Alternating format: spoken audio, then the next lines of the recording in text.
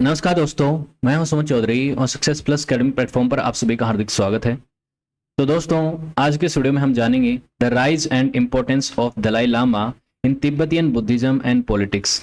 तिब्बत की राजनीति और तिब्बतियन बुद्धिज्म में दलाई लामा का क्या महत्व है और किस तरीके से उनका राइज हुआ, इसके बारे में हम जानेंगे। और तिब्बत के इतिहास में जो सभी 14 दलाई लामा हुए हैं उनकी बायोग्राफीज को भी ब्रीफ में हम यहाँ पे डिस्कस करेंगे और उनके समकालीन दौर में जो पॉलिटिकल सिनेरियो था उसकी भी बात करेंगे। आप सभी जानते हैं कि जो 14वें दलाई लामा हैं तेंजिन गैत्सो, ये भारत के धर्मशाला में रहते हैं साल 1959 से, जब इनको तिब्बत छोड़ के भारत में शरण लेनी पड़ी क्योंकि चाइना ने तिब्बत के ऊपर कब्जा कर लिया था। तब से ये भारत से तिब्बत की जो एग्जाइल गवर्नमेंट है उसको चलाते हैं। हालांकि इनके पास कोई रियल पावर नहीं है, लेकिन तिब्बतियन बुद्धिज्म में और उनके लोगों के लिए इनका बहुत महत्व है, बहुत इंपॉर्टेंस है, उसकी हम यहाँ पे बात करेंगे। अब रही बात तिब्बत की, तो तिब्बत की कंप्लीट हिस्ट्री को अगर आप जानना चाहते हैं तो ये वीडियो आप जरूर देखिएगा। यहाँ पे मैंने तिब्बत का संपूर्ण इतिहास पढ़ाया है, प्री हिस्टोरिक पीरियड से मॉडर्न पीरियड तक। प्री हिस्टोरिक पीरियड वो दौर होता है जिसमें इतिहास में हमें लिखित में कोई प्रमाण नहीं मिलते। तो आदि मानव का जो इतिहास है, जो कि 5 लाख साल पहले से यहाँ पे तिब्बतियन रीजन में शुरू हो जाता है, वहां से कहानी हमने शुरू करी थी। और मॉडर्न चाइना ने, जो पीपल्स रिपब्लिक ऑफ चाइना है, उसने जब साल 1950 और 51 में तिब्बत को अनेक्स कर लिया था और उसके बाद से तिब्बत जो है वो चाइना के कंट्रोल में है अभी तक, उसको हमने यहाँ पे पढ़ा है। तो ये सभी जो दौर हैं तिब्बत के इतिहास के, उनको हमने यहाँ पे इस वीडियो में पढ़ा है, जो मैंने अभी आपको थंबनेल दिखाई। अगर आप सर्च करेंगे complete history of Tibet by success plus academy तो आपको ये मिल जाएगा। तो यहाँ से आपको एक ब्रीफ इंफॉर्मेशन मिल जाएगी। और यहाँ पे मैंने आपको एक दौर बताया था कि एक समय था 13वीं शताब्दी से लेके 13वीं शताब्दी से मंगोलियन पावर के कंट्रोल में था तिब्बत। और मंगोल लोग जो थे उन्होंने बुद्धिज्म को अपना लिया था, तिब्बतियन बुद्धिज्म को अपना लिया था। तो उन्होंने तिब्बतियन स्कूल ऑफ थॉट्स जो थी बुद्धिज्म के, उनकी साक्यापा एरा में साक्यापा नाम की एक डायनेस्टी को सपोर्ट किया था। वहां से मंगोल का इन्फ्लुएंस तिब्बतियन रीजन में बढ़ गया था और उसके बाद आने वाले समय में चाइना का इन्फ्लुएंस यहाँ पे बढ़ गया था। तो 13वीं शताब्दी से तिब्बत में क्या हुआ उसको हम इन मैप्स के थ्रू समझते हैं। ये 13वीं शताब्दी का मैप है जिसमें मंगोल जो साम्राज्य है उसका विस्तार दिखाया गया है। तो मंगोल साम्राज्य, जो कि चंगेज खान के साम्राज्य के तौर पे जाना जाता है, चंगेज खान ने उसकी फाउंडेशन रखी थी और उसके जो वंशज थे उन्होंने उसका विस्तार किया था। तो आप ये देख रहे हैं 1280 के आसपास का मैप देखिएगा, 1280 1290 के आसपास का मैप देखिएगा, जिसमें पूरा चाइना जो है वो उनके कंट्रोल में है, पूरा तिब्बत उनके कंट्रोल में है। और 1240 के आसपास का मैप भी देखिएगा, जहां पे आपको नजर आएगा कि तिब्बत के ऊपर उनका इन्फ्लुएंस बढ़ गया। तो ये जो दौर था जिसको आप मंगोल दौर कहते हैं, एशिया में मंगोलियंस का बहुत प्रभाव था। उसमें ये जो युआन डायनेस्टी थी, जिसे ग्रेट खान्स की डायनेस्टी भी कहा जाता है, इनका प्रभाव रहा यहाँ पे 13वीं शताब्दी में। और इन्होंने जिन लोगों को सपोर्ट किया वो थे साक्यापा। शुरुआती में साक्यापा लामा थे, उनको सपोर्ट किया। लामा का मतलब होता है गुरु। अभी मैं आपको दलाई लामा का मतलब भी बताऊंगा। तो दलाई लामा का वैसे मतलब होता है ग्रेट गुरु, या फिर वो गुरु जिसके पास ओशियन जैसी समझ है, ओशियन जैसी गहराई है। दलाई का शब्द का मीनिंग होता है मंगोलियन भाषा में डेप्थ लाइक ओशियन, ओशियन जितनी गहराई जिसमें हो, बुद्धिमता हो, तो उस व्यक्ति को दलाई लामा कहा जाता है। तो जो युआन डायनेस्टी थी उसके समय आप देख रहे हैं कि इन्होंने bureau of Buddhist and Tibetan affairs बनाया था। इस समय दलाई लामा का पद तो नहीं था, लेकिन यहाँ पे कुछ लामाओं को ये सपोर्ट करते थे, साक्यापा डायनेस्टी को सपोर्ट करते थे। फिर मिंग डायनेस्टी का दौर आया, तो उस समय युआन डायनेस्टी और मंगोलियन पावर्स थोड़ी वीक हो गई थी। तो भी उस दौर में भी मिंग डायनेस्टी का इतना प्रभाव तिब्बतियन रीजन में नहीं था जितना कि आप कह सकते हैं कि मंगोलियंस का था। लेकिन आगे आने वाले समय में ये जो चीन की आखिरी डायनेस्टी थी, आखिरी राजवंश था, जिसका नाम है किंग डायनेस्टी, जो 1911-12 तक चली, इसके समय पे तिब्बत वाला जो रीजन है आप देख रहे हैं 18वीं शताब्दी में कहीं ना कहीं किंग डायनेस्टी के कंट्रोल में आ गया। और तिब्बत जो है वो आप कह सकते हैं कि किंग डायनेस्टी की ट्रिब्यूटरी बन गया, उनके अधीन हो गया। तो कहीं किंग डायनेस्टी का डायरेक्ट रूल था और कहीं उनकी जो है इन्फ्लुएंस ज्यादा थी। तो तिब्बत जो है इस दौर में 18वीं शताब्दी में चाइना का आप कह सकते हैं रफली पार्ट बन गया।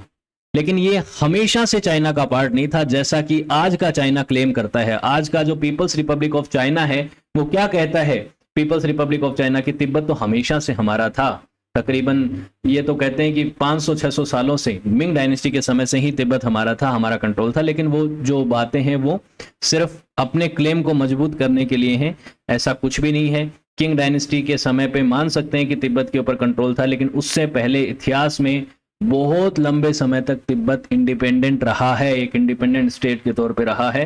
तो तिब्बत जो है वो ऐसा था, जब ये किंग डायनेस्टी का फॉल भी हो गया था 1911 और 12 में, तब जब यहाँ पर रिपब्लिक ऑफ चाइना बना था, तब तिब्बत के ऊपर उनका कंट्रोल नहीं था। और 1911-12 से लेके, ये 1912 से मान लीजिए आप, 1912 से लेके 1950 तक का जो दौर है, ये जो समय है, इस समय तिब्बत जो है वो इंडिपेंडेंट ही रहा है, इंडिपेंडेंट स्टेट के तौर पे ही रहा है। लेकिन उसके बाद चाइना ने, ये जो पीपल्स रिपब्लिक ऑफ चाइना, जो कि एक कम्युनिस्ट चाइना था, माओ जेडोंग का चाइना था, जो 1949 में स्टैब्लिश हुआ, जो चाइना के सिविल वॉर में नेशनलिस्ट लोगों को हराने के बाद स्टैब्लिश हुआ, इसने साल 1950 में तिब्बत को कैप्चर करना शुरू किया और 50 और 51 में इन्होंने कैप्चर कर लिया। और उसके बाद दलाई लामा को, जो कि 14वें दलाई लामा हैं, उस समय से ही हैं वो, उनको भारत में आना पड़ा और धर्मशाला में आके उनको अपना डेरा डालना पड़ा और यहाँ से वो तिब्बत की एक्साइल गवर्नमेंट चलाते हैं। आज के समय अगर तिब्बत की बात करें तो आपको तिब्बत की जो जियोग्राफी है वो कुछ इस तरीके की नजर आती है। एक क्षेत्र नजर आता है तिब्बत का, जो कि तिब्बतियन ऑटोनोमस रीजन के नाम से जाना जाता है, जिसकी राजधानी लहासा है और ये पीपल्स रिपब्लिक ऑफ चाइना का पार्ट है। दुनिया भर के देश इसे चाइना का ही पार्ट मानते हैं। एक इंडिपेंडेंट कंट्री के तौर पे इसकी पहचान जो है वो ऑलमोस्ट समाप्त हो चुकी है। हालांकि जो तिब्बतियन लोग हैं, जो तिब्बतियन दलाई लामा हैं, वो बार बार ये क्लेम करते हैं कि चाइना ने तिब्बत को इलीगली ऑक्यूपाई कर रखा है, दुनिया हमारा समर्थन करे, हम चाहते हैं कि तिब्बत आज़ाद हो। लेकिन तिब्बत अभी तक तो आज़ाद हुआ नहीं है। तो इस तिब्बत में दलाई लामा का जो महत्व है, इसकी हम यहाँ पे बात करेंगे। यहाँ पे ये जो मैप है, इसको भी ध्यान से देखिएगा, इसमें कुछ त्रुटियां हैं। त्रुटियां ये है कि A, B, C, D, ये जो 4 क्षेत्र हैं, इनको डिस्प्यूटेड टेरिटरी बताया गया है, लेकिन ये डिस्प्यूटेड टेरिटरी नहीं है, ये भारत का हिस्सा है। मैप ये सही है, ध्यान रखिएगा। आज के समय भारत जिस मैप को सही मानता है वो ये है, जिसमें पूरा कश्मीर हमारा और पूरा अरुणाचल प्रदेश हमारा। हालांकि कश्मीर का एक हिस्सा अक्साई चीन चाइना ने इलीगली ऑक्यूपाई कर रखा है साल 1962 के भारत चीन युद्ध के बाद, और ये ए वाला जो क्षेत्र है जिसे पाकिस्तान ने ऑक्यूपाइड कर रखा है, जिसे पाकिस्तान ऑक्यूपाइड कश्मीर के नाम से हम जानते हैं। ठीक है, तो मैप में अगर कोई त्रुटि आपको आगे भी कहीं दिखे तो उसके ऊपर ज्यादा गौर मत दीजिएगा, हम सिर्फ स्टडी पर्पज के लिए उन मैप्स का इस्तेमाल करेंगे, जबकि सही मैप तो यही है। इस सही मैप में भी आपको तिब्बत अलग कंट्री नजर नहीं आ रहा, इसका मतलब आप समझ रहे हैं, भारत भी तिब्बत को एक अलग कंट्री नहीं मानता, चाइना का ही पार्ट मानता है। ये हमारी इतिहास में कहीं ना कहीं गलती रही है कि तिब्बत को हमने एक इंडिपेंडेंट कंट्री के तौर पर रिकॉग्नाइज नहीं किया, उसकी वजह से चाइना हमारी सीमाओं तक पहुंच गया और उसका हमें कहीं ना कहीं बहुत बार नुकसान उठाना भी पड़ता है। ठीक है, अब दलाई लामा की बात कर लेते हैं। तो जो शब्द है दलाई लामा, सबसे पहले इसी के ऊपर फोकस कीजिए। दलाई और लामा 2 शब्दों से बना है। दलाई का जो मतलब होता है, दलाई जो शब्द है वो एक मंगोलियन शब्द है, मंगोलियन भाषा का शब्द है, जिसका मीनिंग होता है ग्रेट या फिर ओशियन। ओशियन का मतलब क्या है? ओशियन मतलब जिसमें गहराई हो, और गहराई किस चीज की? ज्ञान की, नॉलेज की। जिस व्यक्ति में ओशियन के जैसी विजडम हो उसे क्या कहा जाएगा? दलाई। और लामा का मतलब होता है मास्टर या गुरु। तो ये जो तिब्बतियन भाषा का लामा शब्द है, यहाँ पे लामा और भी होते हैं, दलाई लामा के अलावा और भी लामा होते हैं जो बेसिकली गुरु होते हैं, टीचर्स होते हैं, मास्टर्स होते हैं। तो एक ऐसा गुरु जिसके अंदर ओशियन जैसी विजडम है, जो कि महान है, जो कि बहुत ग्रेट है, उसे क्या कहा जाएगा? दलाई लामा, जिसे प्रीसियस कॉन्करर भी कहा जाता है तिब्बतियन भाषाओं में। ठीक है, ध्यान रखिएगा। तो तिब्बती भाषा में और मंगोलियन भाषा के 2 शब्दों को मिलकर बना है दलाई लामा शब्द, जो कि तिब्बतियन पॉलिटिक्स और तिब्बतियन बुद्धिज्म के सर्वोच्च पद पे हैं, वो है दलाई लामा। तो दलाई और लामा मतलब ग्रेट गुरु। अब दलाई लामा के बारे में क्या कहा जाता है कि दलाई लामा जो है वो तिब्बतियन बुद्धिज्म में अवलोकितेश्वर जो हैं, देव जो हैं, एक महायान बुद्धिज्म में महायान बुद्धिज्म जो है और तिब्बतियन बुद्धिज्म जो है उसमें अवलोकितेश्वर नाम के एक बुद्धिसत्व होते हैं। बुद्धिसत्व और कंपैशन है, 3 बुद्धिसत्व होते हैं, मंजूश्री, वज्रपाणी और अवलोकितेश्वर।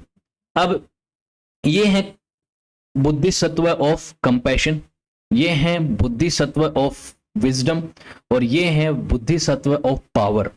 तो बुद्धिसत्व ऑफ पावर, बुद्धिसत्व ऑफ विजडम और बुद्धिसत्व ऑफ कंपैशन में जो बुद्धिसत्व ऑफ कंपैशन है इनकी बात हो रखी है। और इनके इनकारनेशन के रूप में, इनके आप इनकारनेशन क्या कहते हैं, अवतार, इनके अवतार को ही दलाई लामा कहा जाता है।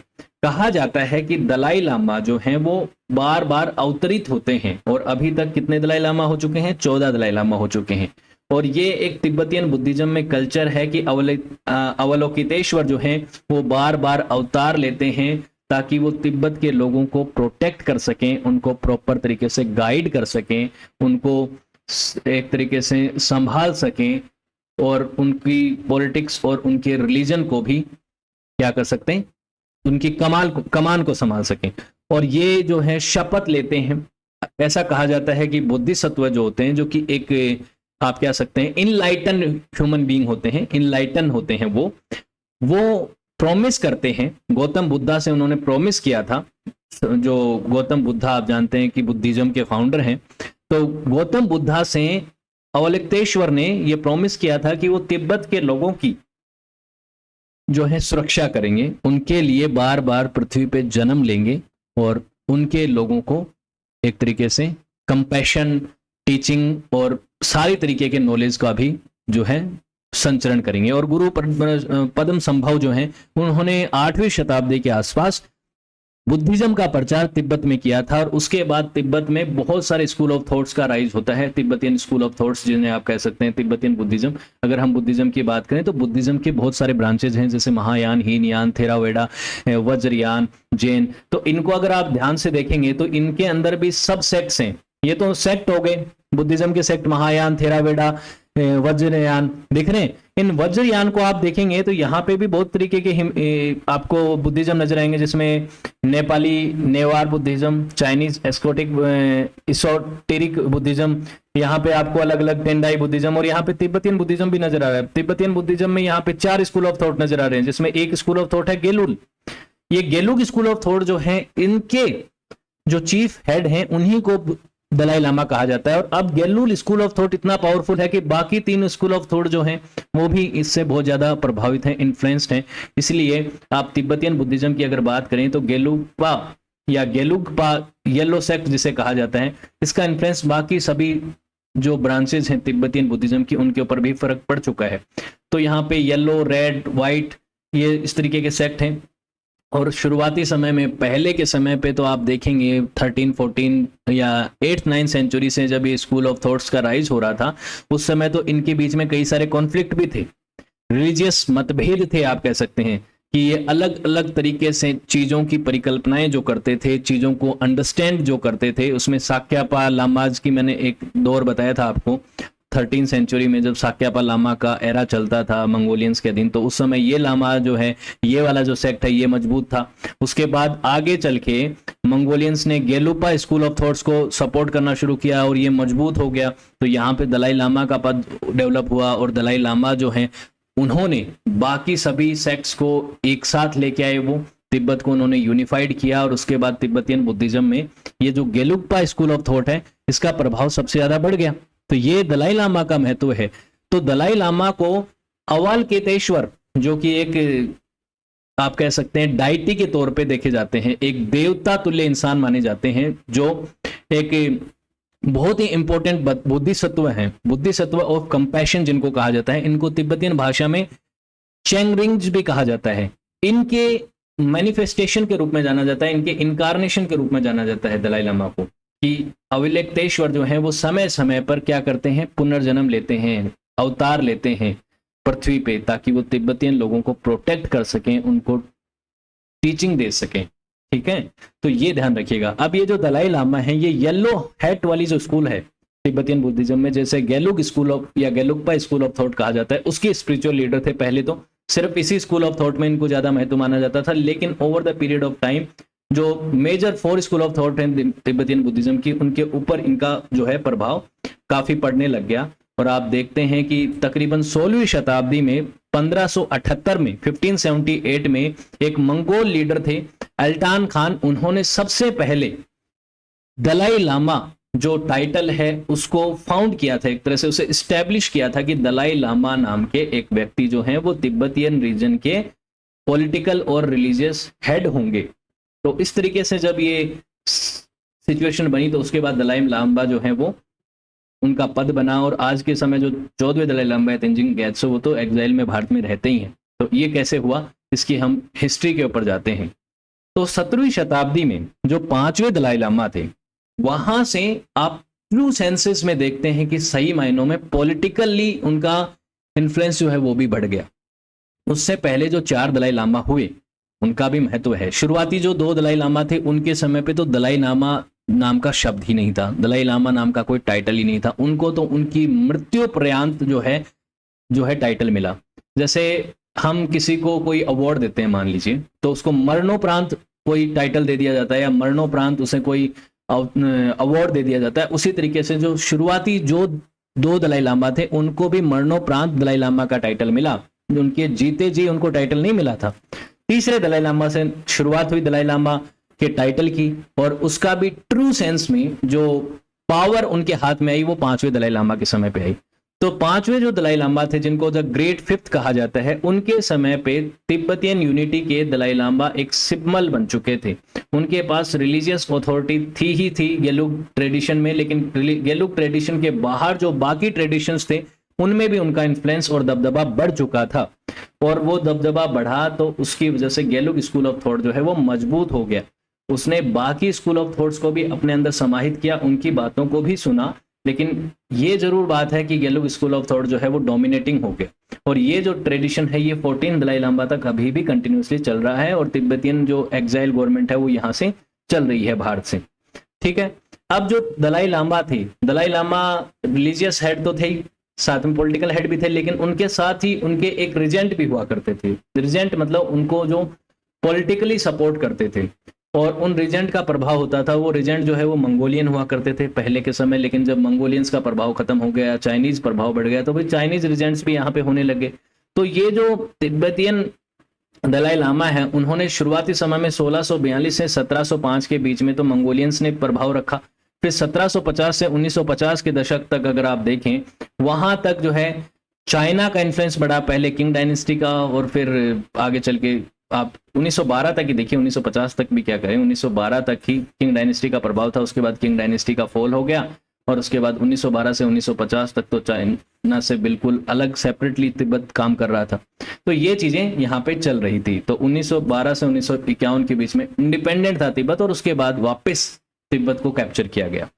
अब कहानियां, लीजेंड्स और मिथ और तिब्बतियन बुद्धिज्म के जो रिलीजियस टेक्स्ट हैं वो क्या कहते हैं दलाई लामा और जो तिब्बतियन जो लामा हैं, जो रिलीजियस हेड हैं, उनके बारे में क्या कहते हैं।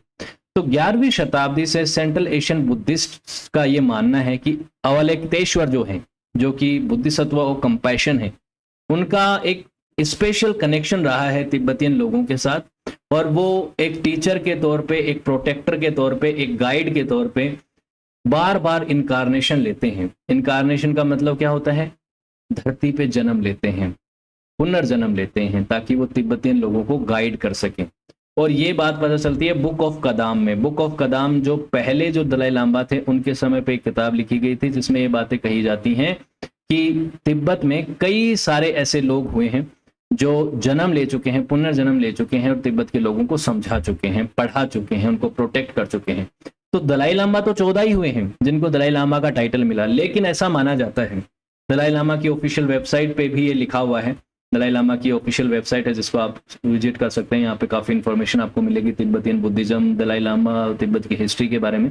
तो इसमें ये कहा गया है कि वो 14वें जो दलाई लामा हैं वो 74th लिनेज के व्यक्ति हैं, यानी कि इनसे पहले 73 और लामा हुए हैं और गुरु हुए हैं, जो कहीं ना कहीं आप कह सकते हैं कि अवलोकितेश्वर जो हैं, अवलोकितेश्वर जो देव हैं, उनके आप क्या कहेंगे, इनकारनेशन रहे हैं। तो ये 60 प्रेसिडेंसर जो रहे हैं 14 दलाई लामा से पहले, 14 तो ये हो गए और 60 इनसे पहले हुए हैं। उनमें 36 इंडियन पर्सनैलिटीज भी हैं, 10 तिब्बतियन राजाओं की बात हो रखी है, उसके अलावा योगी, सेज, नेपाल और तिब्बत के कई ऐसे हुए हैं जिनको माना जाता है कि उनका जन्म कोई सामान्य जन्म नहीं था बल्कि एक अवतार था। वो अवतार पुरुष थे, और वो अवतार पुरुष जो हैं उनका जन्म क्यों हुआ था? ताकि वो तिब्बत के लोगों को गाइड कर सकें, तिब्बतियन बुद्धिज्म का प्रचार कर सकें और तिब्बत के लोगों को प्रोटेक्ट कर सकें। ये बातें इनकी कहानियों में हमें पता चलती हैं। तो ये पीछे जो तस्वीरें नजर आ रही हैं दलाई लामा के पीछे, ये पुराने दलाई लामा और पुराने धर्म गुरुओं की हैं, जिनको ये लोग क्या मानते हैं कि ये सभी लोग जो हैं ये बुद्धिज्म के बहुत ही इंपॉर्टेंट फिगर रहे हैं, अलोंग विद गौतम बुद्धा। गौतम बुद्धा तो ऑब्वियसली फाउंडर हैं, लेकिन उनके बाद बाकी ये सब जो लामा हुए हैं, जो गुरु हुए हैं, वो भी इसी प्रॉमिस के साथ आए थे कि अवलक्तेश्वर ने जब गौतम बुद्धा से प्रॉमिस किया था कि वो तिब्बत के लोगों को प्रोटेक्ट करने के लिए बार बार पुनर्जन्म लेंगे, तो इस फुलफिलमेंट को करने के लिए, इस प्रॉमिस को फुलफिल करने के लिए उन्होंने दलाई लामा की थियोक्रेसी को तिब्बत के अंदर स्टैब्लिश किया। थियोक्रेसी क्या होती है? एक ऐसी सरकार जिसको रिलीजियसली, जो रिलीजियस हेड है वो चलाता है। तो थियोक्रेटिक गवर्नमेंट होती है, जैसे कि ईरान में भी है, जैसे कि तिब्बत की गवर्नमेंट को थियोक्रेटिक गवर्नमेंट माना जाता है। तो वो थियोक्रेटिक गवर्नमेंट होती है जो रिलीजियसली किसी स्टेट को चलाती है। तो ये दलाई लामा का मास्टर प्लान था, अवलुप्तेश्वर का मास्टर प्लान था बेसिकली। अब दलाई लामा का पद जो है, उसकी लिनेज का एस्टेब्लिशमेंट कब हुआ? गेनोम द्रुप नाम के पहले दलाई लामा माने जाते हैं, जो कि 1391 में पैदा हुए और 1474 तक उनका जीवन चलता है। ये जो गेंदोप द्रुप जो हुए हैं, ये जे सोंगपापा के शिष्य थे। जे सोंगपापा जिन्होंने गेनलोप स्कूल ऑफ थॉट का फाउंड किया था। गेनलोप स्कूल ऑफ थॉट जो कि ये जो दलाई लामा है, इनकी जो ब्रांच है तिब्बतियन बुद्धिज्म की, उसके फाउंडर थे। तो उनके फाउंडर के जो शिष्य थे गेनोप ग्रुप, इनको क्या माना जाता है? फर्स्ट दलाई लामा माना जाता है। और इनकी मृत्यु के 104 सालों बाद इनको पहले दलाई लामा का टाइटल मिला। मैंने क्या कहा था आपका कि पहले जो 2 दलाई लामा हुए हैं इनिशियल स्टेज पे, उनको उनके जीते जी दलाई लामा का टाइटल नहीं मिला था, उनकी मृत्यु के बाद मिला था, मरणोपरांत मिला था। तो ये दलाई लामा अपने जीवन में क्यों नहीं थे, जीते जी क्यों नहीं थे? एक तो दलाई लामा का पद बना ही नहीं था, और दूसरा ये है कि ये कादाम्पा ट्रेडिशन के थे, गेलोप स्कूल ऑफ थॉट के नहीं थे शुरुआती समय पे। गेलोप स्कूल ऑफ थॉट तो बाद में इन्होंने रखा था, इनके गुरु ने रखा था। तो कादाम्पा ट्रेडिशन में ये कहीं भी बात नहीं थी कि किसी री इनकारनेशन को, किसी अवतार पुरुष की खोज की जाएगी बचपन में ही, जब वो बच्चा 1 या 2 या 3 साल का होगा, तब उसको देख के कि उस व्यक्ति में कुछ अलग है क्या, उसमें कुछ चमत्कारिता है क्या, तो उसको ध्यान में रखते हुए री इनकारनेशन को खोजा जाता है। दलाई लामा को जब खोजा जाता है, जब एक दलाई लामा की मृत्यु होती है और दूसरे दलाई लामा को खोजा जाता है, तो ढूंढा जाता है कि कौन ऐसा बच्चा पैदा हुआ है जो कि ऐसा लग रहा है कि वो री इनकारनेशन है, या वो बच्चा खुद ही बता देता है कि मैं री इनकारनेशन हूँ, मैं पुराने दलाई लामा का अभी री इनकारनेशन हूँ, या वो कुछ ऐसी बातें बता देता है पास्ट की जो कि उसे पता ही नहीं होनी चाहिए कि वो पुनर्जन्म उसने लिया है। ऐसी बातें जब कोई व्यक्ति या कोई बच्चा करता है तो उसे री इनकारनेशन मान लिया जाता है कि यही पुराना दलाई लामा है, या यही अवलुप्तेश्वर हैं, महाराज हैं, जो कि बेसिकली यहाँ पे हमें गाइड करने के लिए जन्म लिया है इन्होंने। उसके बाद क्योंकि शुरुआती समय में तो कादम्पा ट्रेडिशन में ये बात थी ही नहीं कि किसी री इनकारनेशन को ढूंढा जाएगा, आइडेंटिफाई किया जाएगा, इस स्कूल ऑफ थॉट में ऐसी कोई बातचीत थी नहीं।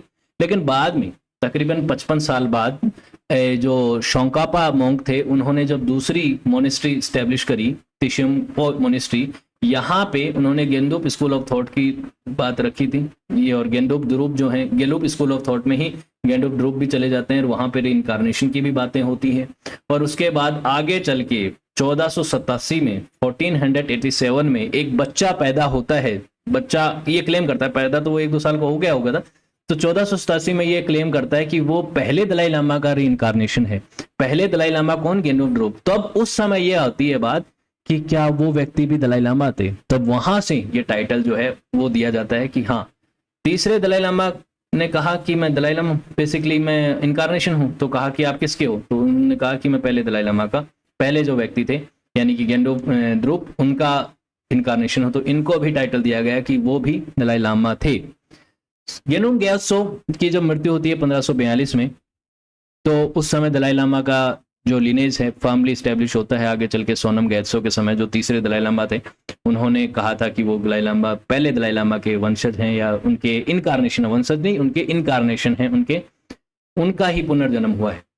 तो यहाँ से दलाई लामा 1546 में बनते हैं सोनम ग्यात्सो, जो तीसरे दलाई लामा थे। ये टाइटल जो है अल्तान खान ने इसकी फाउंड की नींव रखी थी एक तरीके से। और फिर उसके बाद जो पहले 2 दलाई लामा थे उनको टाइटल दिया गया। तो पहले दलाई लामा के बारे में थोड़ी सी बात कर लेते हैं। उनका जन्म होता है 1391 में, और ये साक्या जो क्षेत्र था टांग रीजन का, वहां पे ये साक्या जो रीजन है, देखिए यहाँ पे कदम स्कूल, यहाँ साक्या लामा, अलग अलग क्षेत्रों में अलग अलग स्कूल ऑफ थॉट थे जिनका दबदबा था अपने अपने क्षेत्रों में। बाद में तो यहाँ पे गेलुप स्कूल ऑफ थॉट जो है उसका दबदबा पूरे क्षेत्रों में ही हो गया था। तो ये पहले जो दलाई लामा है इनका मैं बता रहा हूँ कि जन्म यहाँ पे हुआ था, ठीक है, इस क्षेत्र में इनका जन्म हुआ था।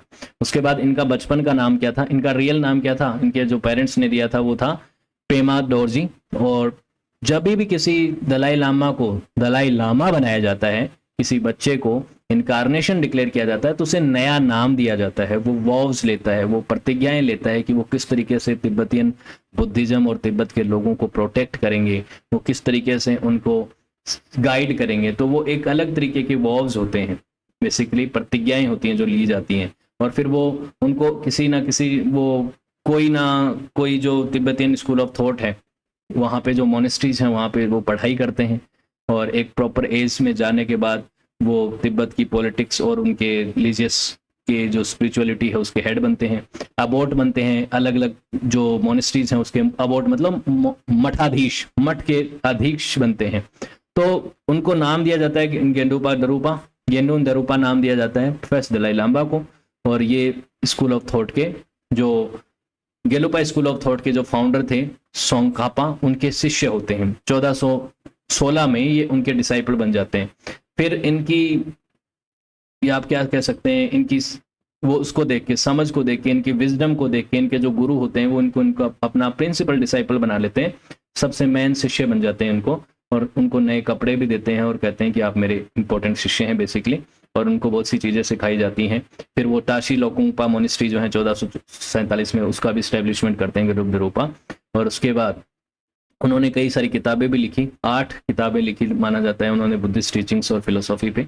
फिर वो 1474 में 84 की एज में उनकी डेथ हो जाती है तुशी लाम्पुंगपा मोनेस्ट्री में ही, जो जिनकी फाउंडेशन उन्होंने खुद ही रखी थी।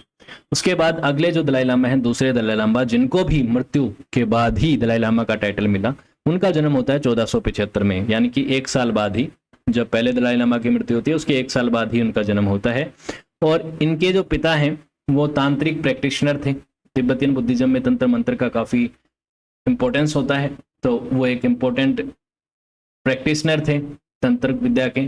और नियंगपा स्कूल ऑफ थॉट, जो नियंगपा सेक्ट थे, उसके वो व्यक्ति थे, वहां से वो बिलोंग करते थे। जब 3 साल के हुए गेंडुन गैत्सो जो दूसरे दलाई लामा हैं, तो उन्होंने क्लेम किया कि वो पहले दलाई लामा पेमा दोरजी के क्या है, री इनकारनेशन है, उनके री इनकारनेशन है। वो बच्चे बेसिकली पिछले दलाई लामा के पुनर्जन्म के तौर पे उन्होंने जन्म लिया है, तो ये बात उन्होंने कही।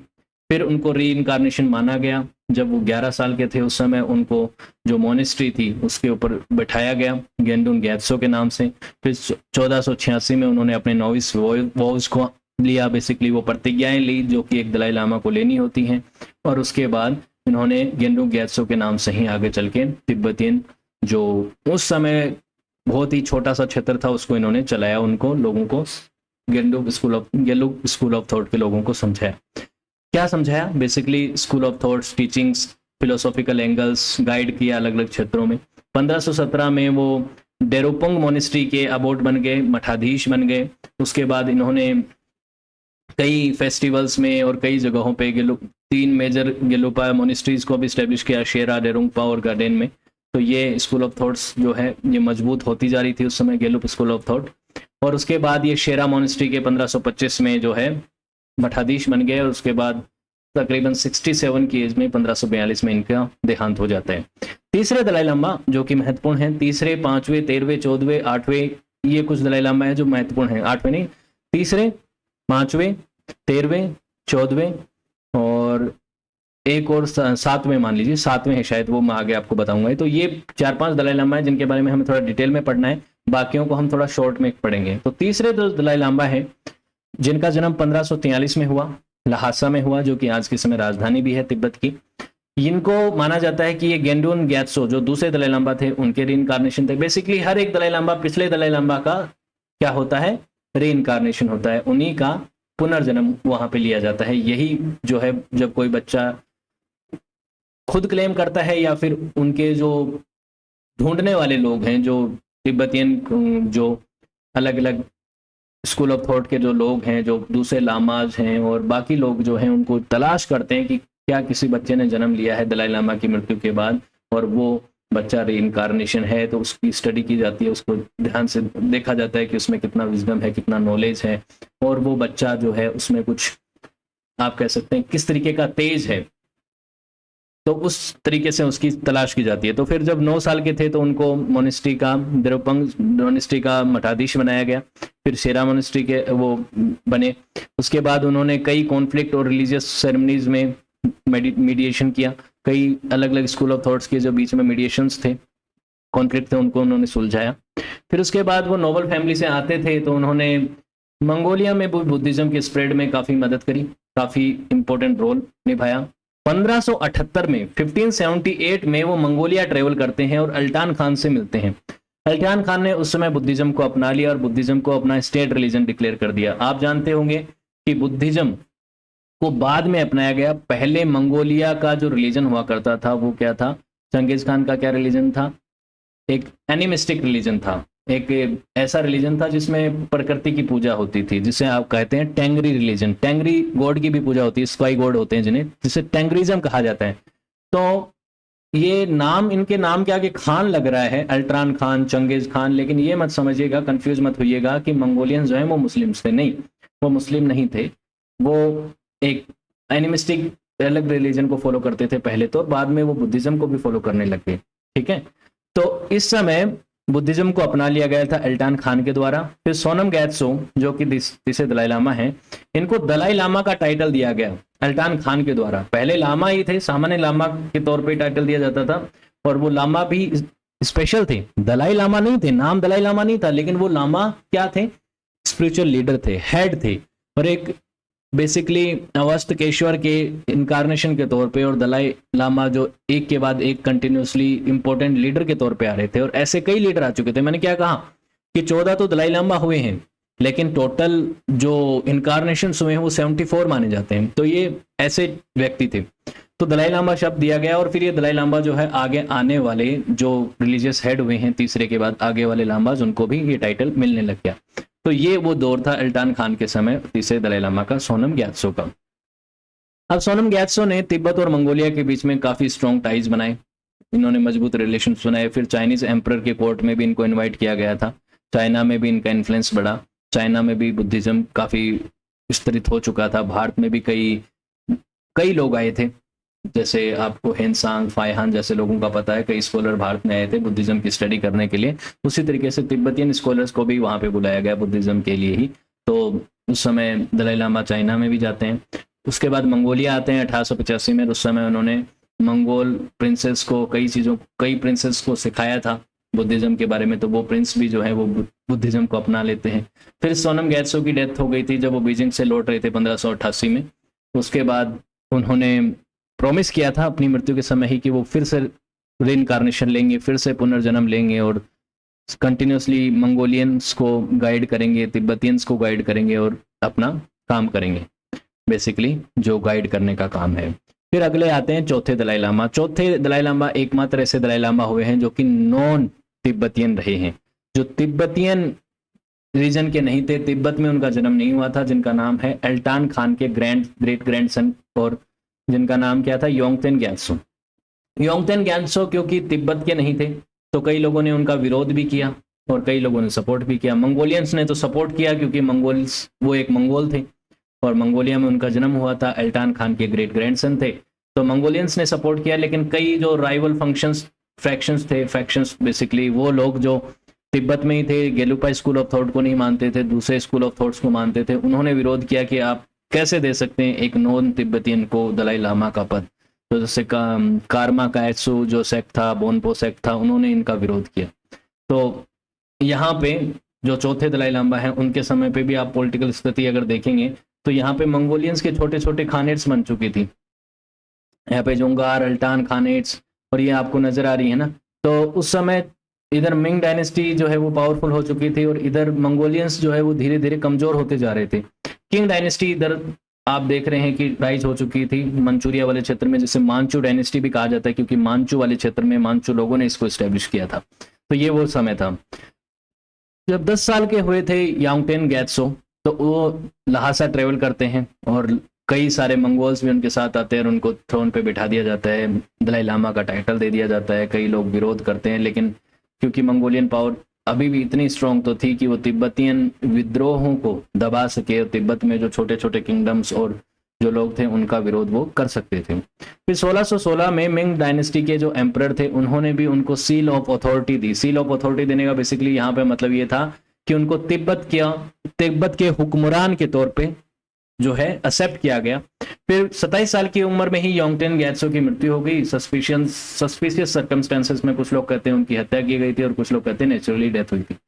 फिर उनके बाद उनके जो चीफ अटेंडेंट थे सोनम ग्याप्टेन, ये व्यक्ति भी काफी पॉलिटिकली इन्फ्लुएंस करने वाले व्यक्ति थे। सोनम ग्याप्टेन जो है ये काफी इंपॉर्टेंट माने जाते हैं तिब्बत की हिस्ट्री में।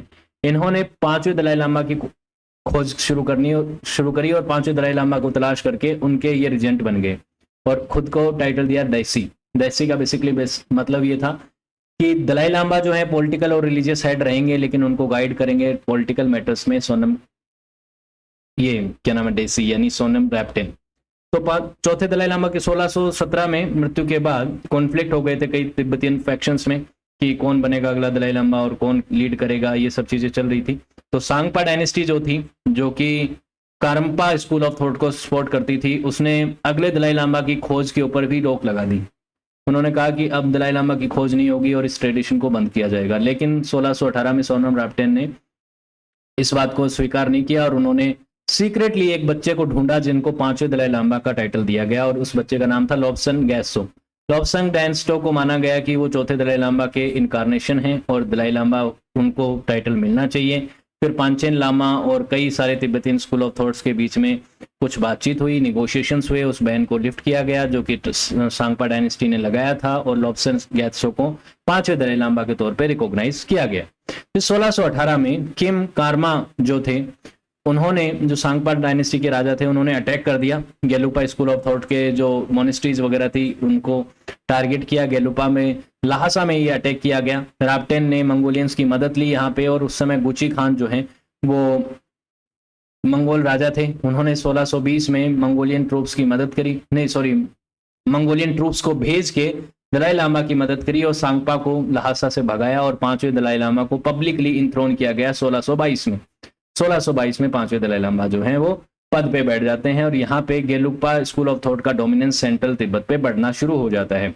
और यहाँ पे सोनम ग्याप्टेन जो है वो इस समय बाकी मंगोलियन स्कूल ऑफ थॉट्स जो हैं, जो दूसरे तिब्बतियन सेक्ट जो थे या सब सेक्ट जो थे, उनका कई जगह प्रोसिक्यूशन भी करते हैं। दलाई लामा ने ये कहा था कि नहीं करना है, सब लोगों को साथ में लेके चलना है, लेकिन सोनम ग्याप्टेन जो है वो पॉलिटिकली मोटिवेटेड थे और पॉलिटिकली मोटिवेट होने की वजह से अपनी पावर को बढ़ाने के लिए उन्होंने कई दूसरे स्कूल ऑफ थॉट्स का जो है शोषण भी किया। लेकिन ये चीज देखने को मिलती है उसके बाद दलाई लामा ने उसका रोकना भी चाहा।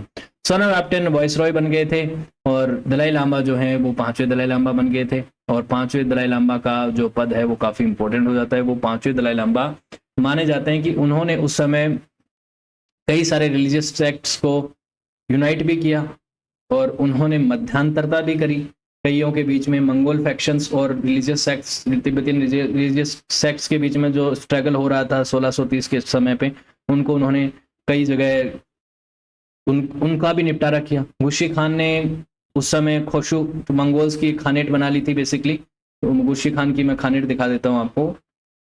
खुशुगेट खानेट, ये बेसिकली एक खानेट थी जिसमें 5वें दलाई लामा रूल कर रहे थे बेसिकली पॉलिटिकल और रिलीजियस मैटर्स पे। और मंगोलियंस जो हैं, पहले सोनम ग्याप्टेन और उसके बाद गुशी खान ने क्या किया था, उनके रिजेंट के तौर पे सत्ता में वो काबिज रहे थे। तो बड़े पॉलिटिकल मैटर्स के ऊपर मंगोलियंस का भी यहाँ पे प्रभाव था।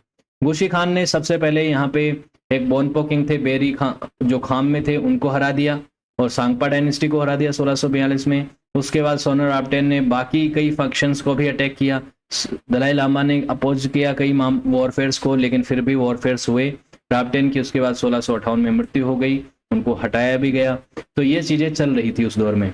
उसके बाद गेलुपा स्कूल ऑफ थॉट का जो दबदबा बढ़ गया और उनके राइवल्स को हटा दिया गया, उनको डिफीट कर दिया गया तो अब सेक्टेरियंस और रिलीजियस जो मैटर्स थे उनको सुलझाना था कि भाई हमारे बीच में जो कुछ सहमतियां नहीं बनी हुई हैं उनके ऊपर सहमतियां बना लेते हैं, बातचीत कर लेते हैं। तो पांचवें दलाई लामा ने तिब्बत को रीयूनाइट किया। गुशी खान जो है वो उस समय अनडिस्प्यूटेड पैट्रन बन गए यूनिफाइड तिब्बत के और प्रोटेक्टर ऑफ गेलुप स्कूल ऑफ थॉट बन गए। बेसिकली ये जो खुशेट खानेट थी ये उस समय मजबूत खानेट बन गई। और खुशुट खानेट का जो आप दौर देखते हैं ये आप इस तरह से देख सकते हैं कि जो तिब्बतियन एम्पायर का जो इतिहास हमने पढ़ा था, अलग वीडियो भी बनाया है मैंने इसका, 7वीं शताब्दी से 9वीं शताब्दी के बीच में, इसमें जब तिब्बत मजबूत था उसी तरीके से खुशुट खानेट के समय पे भी मजबूत था।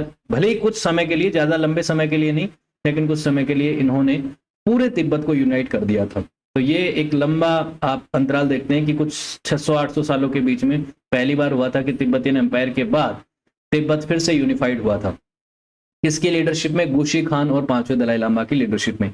तो दलाई लामा रिलीजियस और इंटरनल मैटर्स को देखते थे और गुशी खान जो है वो एक्सटर्नल मैटर्स को, जैसे कि आप मान सकते हैं आर्मी के मैटर्स हो गए या फिर फॉरेन अफेयर्स के मैटर्स हो गए, उनको गुशी खान देखते थे। तो ये उस समय चल रहा था।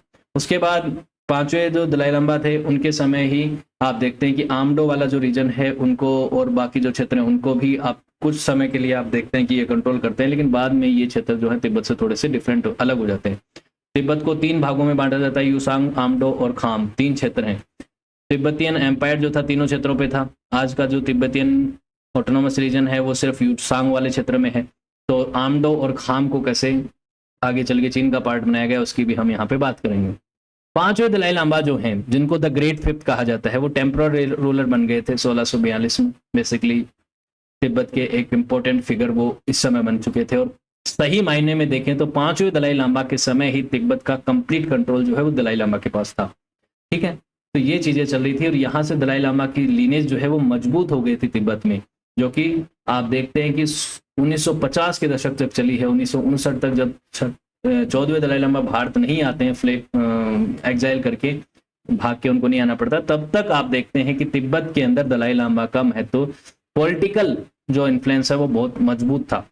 उसके बाद ये कमजोर हुआ है और इनका जो पांचवें दलाई लामा का समय था, इस समय ही पोर्टला हाउस जो बनाया गया था लहासा में, जो कि एक दलाई लामा का घर है, दलाई लामा का पॉलिटिकल और उनका खुद का घर है जहां से वो अपनी सत्ता को चलाते थे।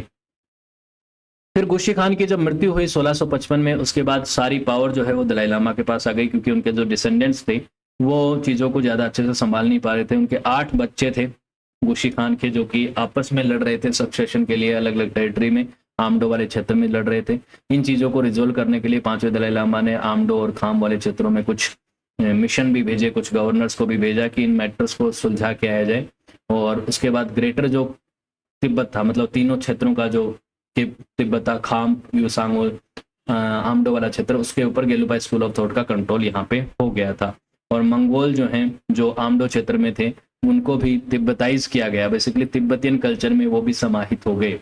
इस समय किंग डायनेस्टी जो थी चाइना की, उसके साथ रिलेशंस कैसे थे? 17वीं शताब्दी का वो दौर जब शुरू होता है, जब किंग डायनेस्टी मजबूत हो जाती है, मिंग डायनेस्टी चाइना से खत्म हो जाती है, उसका कोलैप्स हो जाता है। और 17वीं शताब्दी में इसी दौर में तकरीबन 1644-1645 के आसपास चीन में एक नई डायनेस्टी आती है जिसका नाम होता है किंग डायनेस्टी, जो कि चीन के इतिहास का आखिरी राजवंश था और सबसे बड़ा राजवंश था। सबसे बड़ा राजवंश मतलब सबसे बड़े भूभाग के ऊपर इन्होंने रूल किया। कब से 1640 के दशक से, तकरीबन 1642 या 44 था, एग्जैक्ट नहीं पता, ये भूल गया हूं मैं, पढ़ा चुका हूं मैं किंग डायनेस्टी को। तो 1642 या 44 से लेके 1912 तक ये डायनेस्टी चीन के ऊपर रूल करती है, जिसने रफली इतने बड़े भूभाग के ऊपर रूल किया। ठीक है, शुरुआती समय में ये क्षेत्र इनको मिला था। तिब्बत, जिसको इन्होंने 18वीं शताब्दी के अर्ली पीरियड में कंट्रोल में किया, इसके साथ रिलेशंस की अगर बात करें तो शुरुआती समय में जो मांचू डायनेस्टी थी, यानी किंग डायनेस्टी को ही मांचू डायनेस्टी भी कहा जाता है, क्योंकि मंचूरिया वाले क्षेत्र से इसका राइज हुआ, जिन लोगों ने इसकी फाउंडेशन रखी वो मांचू थे। तो किंग डायनेस्टी और मंगोल ग्रुप्स के बीच में कुछ पावर स्ट्रगल चल रहे थे। नॉर्थ में थे मंगोल्स और इधर था किंग डायनेस्टी, किंग राजवंश, दोनों के बीच में कॉन्फ्लिक्ट चल रहे थे, जिसका अफेक्ट जो है तिब्बत पे भी पड़ा, क्योंकि तिब्बत में दलाई लामा जो हैं वो किसकी तरफ लॉयल थे? मंगोलियंस की तरफ थे। मंगोल्स का इन्फ्लुएंस था, मंगोल्स के ऊपर दलाई लामा का इन्फ्लुएंस था। और मंगोल्स जो है वो दलाई लामा को अपना स्पिरिचुअल लीडर भी मानते थे, उसके प्रति भी लॉयल थे। दोनों वाइस वर्सा चल रहा था, मंगोल और तिब्बत के बीच में बढ़िया रिलेशन चल रहे थे। 1674 तक जो कांगजी एम्परर थे, चीन के इतिहास के सबसे लंबे समय तक रूल करने वाले डायनेस्टी के एम्परर, कांगजी एम्परर, इन्होंने ये एक्सेप्ट कर रखा था कि दलाई लामा को जो मंगोलियन अफेयर्स के अंदर हम मीडिएशन के तौर पे एक्सेप्ट करेंगे कि जुंगार जो मंगोल्स थे, जुंगार मंगोल्स को मैं अगर आपको मैप में दिखाऊं कि इधर जुंगार मंगोल्स थे, इनके साथ किंग डायनेस्टी के कोई भी कॉन्फ्लिक्ट होते थे तो उसकी मध्यांतरता कौन करते थे? दलाई लामा करते थे। 5वें दलाई लामा को इस चीज का अधिकार मिला हुआ था। लेकिन बाद में ऐसी स्थिति देखते हुए कि दलाई लामा का झुकाव मंगोलियंस की तरफ है, तो ये आगे चल के कांगजी एम्परर जो है वो मानते नहीं है इनको। बीच में जो मंगोलियंस अफेयर्स के मामले होते हैं उनके लिए सोचते हैं कि अब इनको नहीं माना जाएगा, उनको डिफायर कर देते हैं कि दलाई लामा को मंगोलियन अफेयर्स में और चाइना के बीच में जो मीडिएशन का जो अधिकार है उसको उन्होंने अब नहीं दिया। ठीक है, अब आगे चल के स्थिति ऐसी होती है कि जुंगार्स भी इन्वेजन कर देते हैं तिब्बत की साइड में, कुछ रीजंस होते हैं उनकी आगे हम बात करेंगे। तो कुछ ऐसी चीजें स्थिति होती है कि ये जो क्षेत्र है 1720 में, पहले जुंगार जो हैं 1717 1718 में खुशेड खानेट को कंट्रोल करके लहासा वाले क्षेत्र को कंट्रोल कर लेते हैं। फिर किंग डायनेस्टी जुंगार को हरा देती है। जुंगार को हराने के बाद जो तिब्बत वाला जो क्षेत्र है उसे किंग डायनेस्टी कंट्रोल करने लग जाती है। तो किंग डायनेस्टी का 1720 में इस क्षेत्र में जो तिब्बत वाला जो क्षेत्र है उसके ऊपर दबदबा बन गया था और तिब्बत जो है वो किंग डायनेस्टी के प्रोटेक्शन में आ गया था। और आने वाले कुछ 50 सालों के लिए, या 50 साल के आगने वाले 1720 से 1912 के बीच में, यानी अगले 200 वर्षों तक तकरीबन 200 वर्षों तक जो है किंग डायनेस्टी का ही प्रभाव और कंट्रोल जो है वो तिब्बत में ज्यादा रहा। ठीक है, तो तिब्बत जो है वो किंग डायनेस्टी की ट्रिब्यूटरी बन गई। अब यहाँ पे तिब्बत दिखाया गया है, इतना ही तिब्बत नहीं, तिब्बत मतलब ये वाला पूरा हिस्सा, ये पूरा तिब्बत ही था। ठीक है, ट्रिब्यूटरी बन गया। अब कल्चरल डेवलपमेंट की अगर इस दौर में बात करें 5वें दलाई लामा के समय, अब ये जो 1720 की मैं बात कर रहा हूँ इस समय 5वें दलाई लामा नहीं थे, 1720 में 7वें दलाई लामा आ जाते। तो 7वें दलाई लामा के समय मैं ये स्थिति बताऊंगा आपको कि किस तरीके से मंगोलियंस को किंग डायनेस्टी ने हराया था। तो 5वें दलाई लामा के समय जो गवर्नमेंट चल रही थी उसे कहा जाता है गैंडियन फोड्रांग गवर्नमेंट। बेसिकली प्रोनाउंसिएशन तो मेरा गलत ही है, मैं डेफिनेटली श्योर हूँ इस बारे में, लेकिन समझ जाइए आप, मेरे को तिब्बतियन भाषाएं भी नहीं आती, ना मंगोलियन आती है, ना चाइनीज आती है। तो ये जो गवर्नमेंट थी, जो दलाई लामा का एडमिनिस्ट्रेशन था, ये उस समय चल रहा था 1642 से 1682 के बीच में उन्होंने 5वें दलाई लामा ने रूल किया, तो उस समय चल रहा था।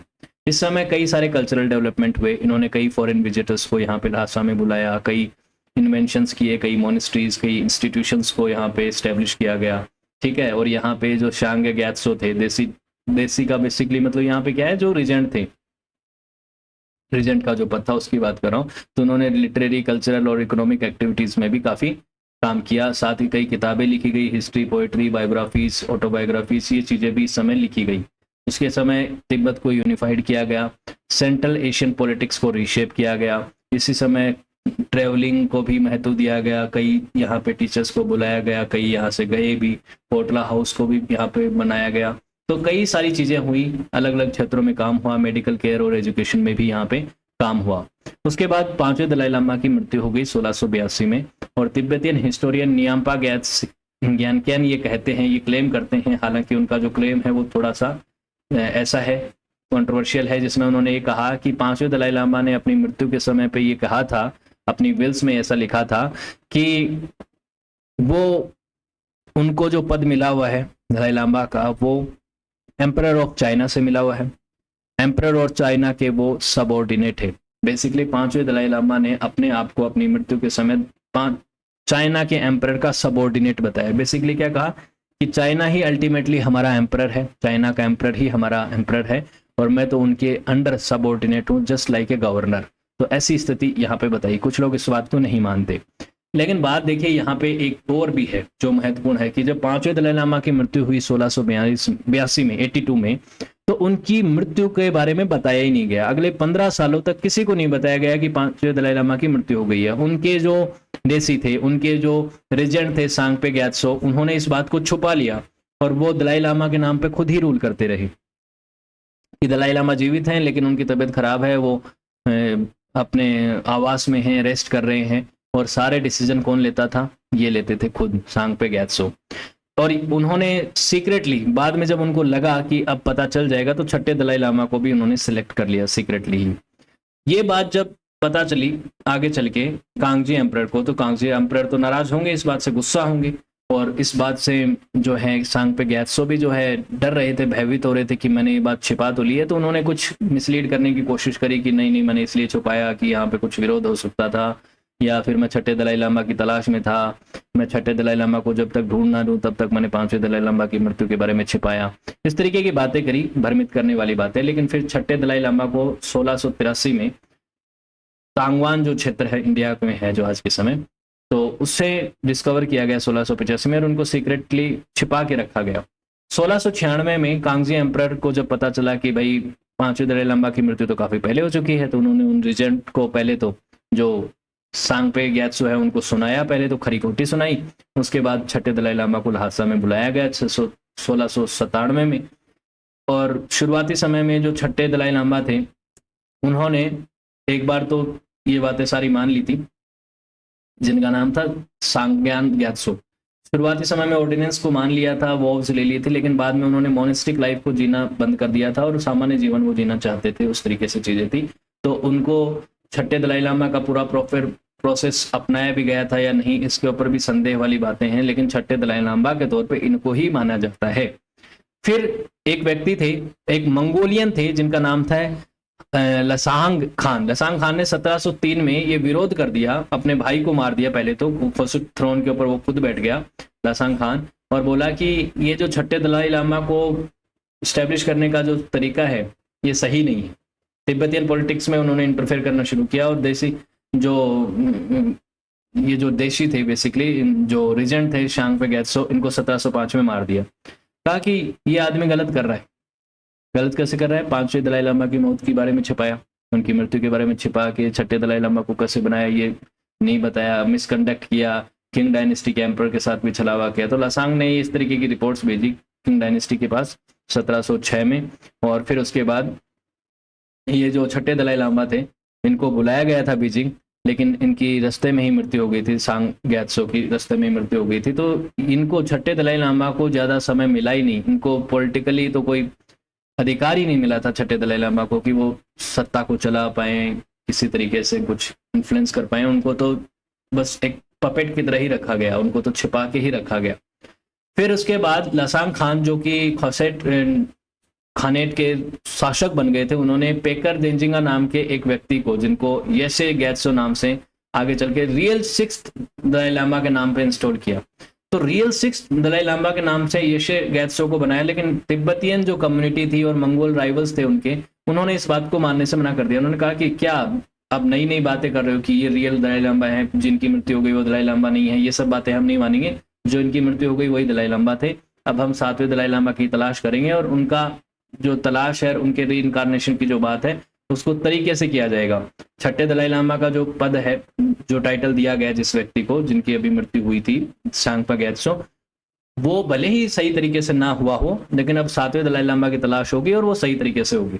कांगजी एम्परर ने पहले तो ये जो रियल दलाई लामा की बात थी कि येशे ग्यात्सो को हम रियल दलाई लामा मानेंगे, लसांग खान की, इसको पहले तो रिजेक्ट कर दिया। लेकिन बाद में जब ट्रिब्यूट पेमेंट दे दिया गया और पॉलिटिकली लसांग खान ने कांगजी एम्परर के साथ एक तरीके से गठजोड़ कर लिया, संधि कर ली, तो उस समय किंग डायनेस्टी ने और कांगजी एम्परर ने उसकी बात मान ली और कह दिया कि ठीक है, तुम कह रहे हो तो यही छठे दलाई लामा है, तुम बस समय पे पैसा पहुंचा दे देना।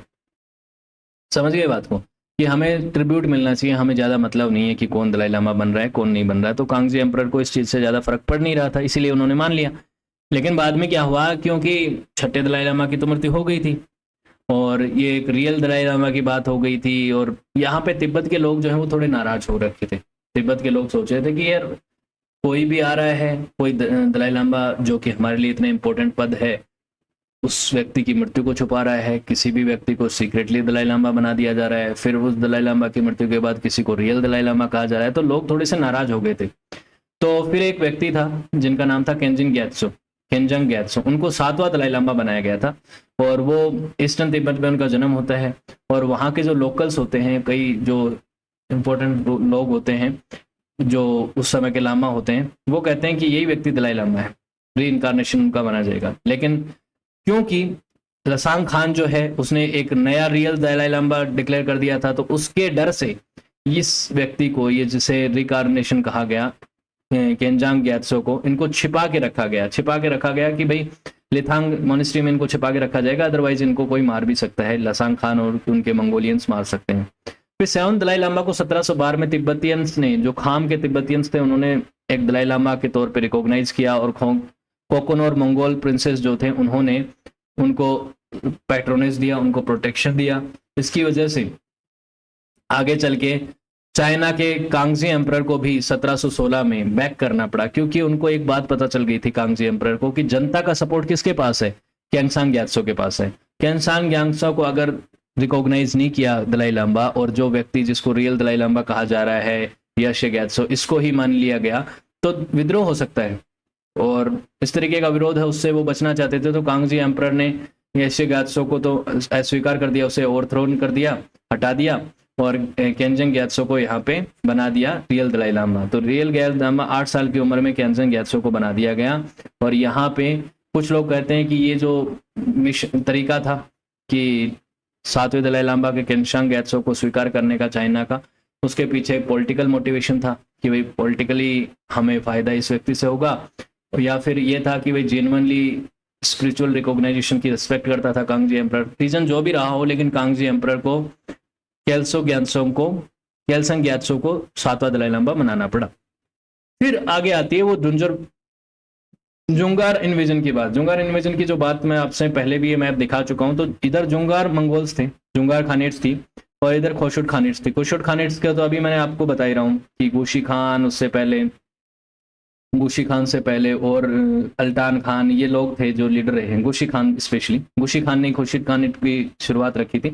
तो इधर जुंगार थे, इनके बीच में भी कुछ कॉन्फ्लिक्ट चलते थे, इधर इनके बीच में भी कॉन्फ्लिक्ट चल रहे हैं, इधर भी कॉन्फ्लिक्ट चल रहे हैं। सब पॉलिटिकली मोटिवेटेड तो हैं ही, कोई किसी का सगा संबंधी तो है यहाँ पे नहीं। तो खुर्शीद खानेट जो हैं वो, उनके रिजेंट जो हैं वो दलाई लामा को रिजेंट कर रहे थे, उनके प्रति साथ थे, और दलाई लामा यहाँ पे रूल कर रहे थे। उसी समय जुंगार जो थे, जो कि बुद्धिस्ट मंगोल ट्राइब्स ही थी, यहाँ पे कुछ लोगों ने, जो पहले लजांग खान के, ये जुंगार लोग जो थे, जुंगार मंगोलियंस थे, पहले तो लजांग खान के सब अलाई हुआ करते थे, लेकिन बाद में लहासा के ही कुछ गेलुपा लामा ने सीक्रेटली जुंगार लोगों से मुलाकात करी, जुंगार लोगों से ये लोग मिले, गेलुपा स्कूल के ही, और इन्होंने कहा कि देखिए यहाँ पे हमारे साथ हो रहा है कुछ भी छल कपट हो रहा है, किसी दलाई लामा की मृत्यु के बाद हमें बताया नहीं जाता है, हमारे स्पिरिचुअल लीडर की जो तलाश होती है उसमें भी हमें नहीं बताया जाता है। यहाँ पे जो खुशुन खानेट है, उसका जो यहाँ पे कोई रिजेंट आता है वो अपने हिसाब से अपनी मनमानी चला रहा है, तो तुम एक काम करो, हमारे यहाँ पे खुशुन खानेट को हटा दो इन आर्मी को यहाँ से हटा के, और हम अपना खुद का मंगोल तुम्हारी मदद से खुद का दलाई लामा चुनेंगे और वही रूल करेगा। बोल ठीक है। तो ये बात यहाँ पे हुई। तो छठा जो दलाई लामा, जो प्रेटेंडर था, यशे ग्यात्सो, जिसे यहाँ पे लसांग खान ने छठा दलाई लामा बोला था, रियल दलाई लामा बोला था, उसको हटा के केंजांग ग्यात्सो को यहाँ पे शासक बनाना था, केंजांग ग्यात्सो को रियल दलाई लामा बनाना था, 7वां दलाई लामा बनाना था। तो इधर तो कांगशी एम्परर ने तो एक बात मान ली थी कि रियल दलाई लामा वाला जो कॉन्सेप्ट है उसको नहीं मानेंगे, और 7वें दलाई लामा के तौर पे केंजांग ग्यात्सो को मानेंगे। लेकिन उसी दौरान कुछ मंगोलियंस जो ट्राइब्स थी, जुंगार, उनके पास ये गेलुपा स्कूल के जो लामा है वो चले गए। तो इससे एक लड़ाई होती है 1717 में। जुंगार जो हैं वो तिब्बत में एंटर करते हैं, नॉर्थ वेस्ट वाले हिस्से से, और यहाँ पे जो है लहासा को कैप्चर कर लेते हैं, लजांग खान को मार देते हैं, उसकी फैमिली को मार देते हैं, और यशे ग्यात्सो को भी डिस्पोज कर देते हैं, और 7वें दलाई लामा को प्रॉपरली बिठा दिया जाता है। 7वें दलाई लामा को फेच करने के लिए वो जाते हैं कि चलो तुम्हें उठा के ले जाएंगे और तुम्हें लहासा में बनाएंगे हम दलाई लामा, लेकिन किंग आर्मी ने उनको रोक लेती है, कहती है कि तुम ये सब नहीं करोगे, तुम्हारे अधिकार क्षेत्र में ये सब नहीं आता है, हम अपने आप देख लेंगे। और खोशुट खानेट का जब यहाँ पे अंत हो गया तो हम देखेंगे इस मैटर को, क्योंकि इसके बाद हमारा ही अधिकार बनता है, तुम कौन होते हो बीच में आने वाले। तो जुंगार जो है इस बात से थोड़े चिढ़ जाते हैं और उसके बाद वो डिस्ट्रक्टिव रैम्पेज को अपनाते हैं। कंटिन्यूसली होली प्लेसेस जो होते हैं और कई सारे मॉन्क्स जो है उनको मार दिया जाता है, होली प्लेसेस को लूटा जाता है। और इसके बाद तिब्बतियन अलाइज जो तिब्बतियन लांबा गए थे जुंगार्स के पास, उनको समझ में आ जाता है कि ये जुंगार जो हैं ये तो काम के लोग नहीं हैं, ये तो हमारा साथ नहीं दे रहे, उल्टा हमें नुकसान पहुंचा रहे हैं। तो उनके बाद वो कांगजी एम्परर के पास गए, कांगजी एम्परर से मदद मांगी और कहा कि देखिए हमसे तो हो गई गलती, अब आप हमारी मदद करो और हमारे यहाँ पे जो रियल दलाई लामा है उनको इंस्टॉल करो, जो 7वें दलाई लामा है उनको इंस्टॉल करो और आप हमारी मदद करो, हम आपको प्रोटेक्शन में रहना चाहते हैं, इन मंगोलियंस के नहीं रहना चाहते। तो ये यहाँ पे हुआ। फिर बैटल ऑफ स्वालिन हुआ जहाँ पे जुंगार्स एक बार तो जीत जाते हैं, लेकिन फिर 1720 आते आते जुंगार्स को तिब्बत से खदेड़ के कांगजी एम्परर ने केंगजेन गैत्सो को शासक बना दिया जाता है। तो यहाँ पे 1720 में लड़ाई होती है, 1718 में, 1720 में, और ये जो क्षेत्र है इससे दुंजोर को भी हटा दिया जाता है, खोशोट खानेट्स को भी हटा दिया जाता है। और बेसिकली कह सकते हो कि मंगोलियंस का जो तिब्बत के ऊपर दबदबा था उस दौर का अब अंत हो गया था और किंग डायनेस्टी का अब यहाँ पे प्रभाव बढ़ने लग गया। ल्हासा को जीतने के बाद, केंगसेन गैत्सो को 7वें दलाई लामा के तौर पर इंस्टॉल करने के बाद आप कह सकते हैं कि अब तिब्बत के ऊपर दलाई लामा का तो रूल था ही, लेकिन साथ ही साथ कंट्रोल जो है वो बढ़ गया था किंग डायनेस्टी का। अब तिब्बतियन गवर्नमेंट यहाँ पे स्टैब्लिश हो गई थी, जिसको खांगजेन जो हैं वो लीड कर रहे थे, वो बेसिकली रीजेंट्स बन गए थे। और उसके बाद दलाई लामा, क्योंकि इस समय बच्चे ही थे, छोटे ही थे उस समय, 7वें दलाई लामा 6-7-8 साल के थे, तो उनको तो वो तो अपना स्टडी का काम करते हैं, वो तो सिंबॉलिक गवर्नमेंट का चलाते हैं, वो अपनी पढ़ाई लिखाई में उसमें बिजी रहते हैं बुद्धिस्ट स्टडीज़ में। तो बेसिकली चलाता तो इसे किंग डायनेस्टी है, किंग डायनेस्टी के इन्फ्लुएंस में तिब्बत आ जाता है। और उसके बाद किंग डायनेस्टी 7वें दलाई लामा को पॉलिटिकल फॉरहेड के तौर पे छोड़ के और कुछ लोगों को यहाँ पे छोड़ के, किंग डायनेस्टी के जो अंबान होते हैं और जो कुछ खाल मंगोल्स होते हैं उनको यहाँ पे छोड़ के एक गैरिसन में कुछ सीमित आर्मी को छोड़ के वहाँ पे जो है चली जाती है। लेकिन उसके बाद जब कांगजी एम्परर की डेथ होती है तो उनके सक्सेसर आते हैं योंगजिन एम्परर, जिनका मकसद ये था कि यहाँ पे इतनी आर्मी को रखने का कोई मतलब नहीं है, हमें तिब्बत को ऑटोनॉमी रख देनी है, ऑटोनॉमसली चलता रहेगा तिब्बत, हमें उसको अलायंस बनाना है, उसको कॉन्क्वेस्ट नहीं करना है। तो ये योंगसेन एम्परर की मंशा थी। लेकिन उसके बाद कुछ स्थिति बदलती है यहाँ पे, इस क्षेत्र में बदलती क्या है कि 1723 में एक रिबेलियन हो जाता है तिब्बतियन पेट्रोटियर्स और खोशन मंगोल्स के बीच में, जो आमडो से थे। ये बेसिकली ऐसा होता है कि तिब्बत के आमडो और खाम वाला जो रीजन है वहाँ पे एक बड़ा रिप्राइजिंग होती है, जिसकी वजह से किंग डायनेस्टी गुस्सा आके ये सोचती है कि खाम और आमडो वाला जो क्षेत्र है इसे डायरेक्ट कंट्रोल में ले लिया जाए, और जो यूटसांग वाला जो क्षेत्र है जहाँ पे ल्हासा है और जो ऑटोनोमस रीजन है वो रीजन जो है वो दलाई लामा रूल कर लेंगे। लेकिन बाद में कंटिन्यूसली किंग डायनेस्टी का जब इंटरफेरेंस बढ़ना लगता है तो कई जो फिगर्स होते हैं वो लामा जो होते हैं वो विरोध करना शुरू कर देते हैं किंग डायनेस्टी का। तो इसकी वजह से एंटी किंग फैक्शन जो है वो डेवलप होता है। एंटी किंग और किंग डायनेस्टी के प्रति जो वफादार नोबल्स थे उनके बीच में एक सिविल वॉर हो जाता है, और वो सिविल वॉर जो है उसमें ऑब्वियसली पोल्हानाज जो है उनकी जीत होती है। पोल्हानाज जो है वो बेसिकली एक लीडर थे जो जीत जाते हैं इस लड़ाई में, तिब्बत के ही थे, लेकिन ये किंग डायनेस्टी के असिस्टेंट से 1728 में जीत जाते हैं सिविल वॉर में।